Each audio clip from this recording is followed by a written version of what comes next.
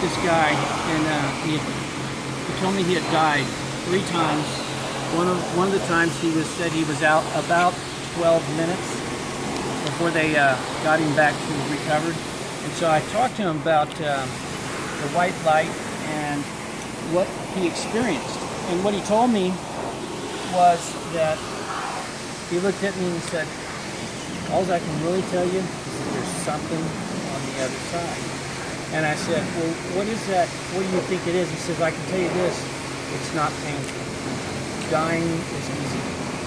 Now, I'm not saying anybody, please. Dying is not what we do while we live, but not to fear it.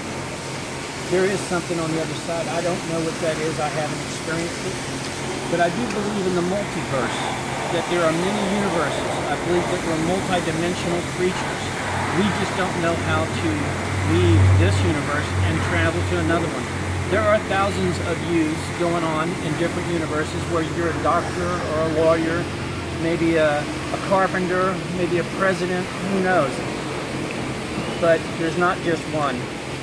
And because of that, I have to believe that there is something that we travel to when our body dies.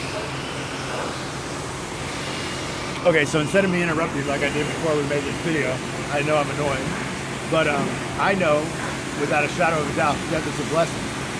How I know this, I've never had a near-death experience. I mean, I did get T-boned by a bus, but I have experienced it, not by my will. It wasn't my choice to go there, but I was there, and it was just amazing.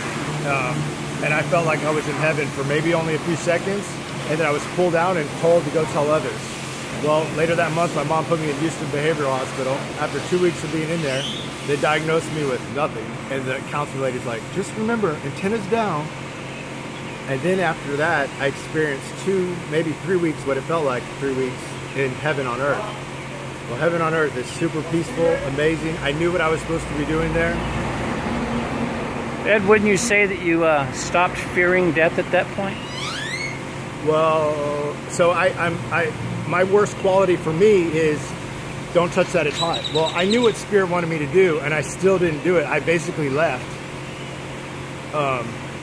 If I was to put a title on whatever I am, maybe I'm a master builder. Every day I know I was creating stuff that was going to be there for everyone, and it was I enjoyed it, but none of my friends and family were there. How's this affected your outlook with your fellow man? Well, let me say this. This is what I know.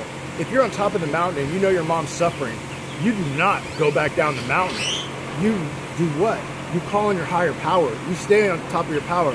And the man I have saved in my phone is Sensei Reiki Master, told me after a long kind of discussion about this, you know, stepping into our power or not when things are messing with us, the next day he calls me and says, what you must do is stand and hold your sword and fight.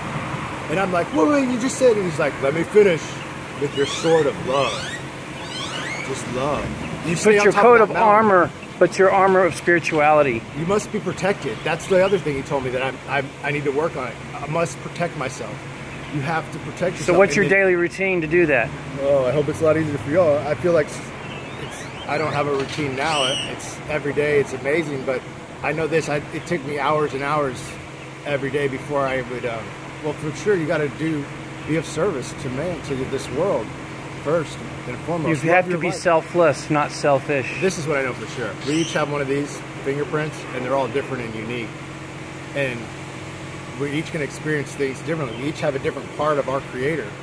And until this is all that matters. We need to figure out what we're passionate about and go do that. When we do what we're passionate about, if just a small percentage of people did that, this world would be thriving.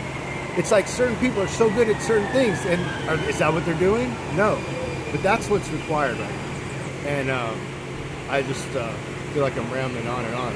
Listen, this has been Ed Talks TV. No, it's Grand.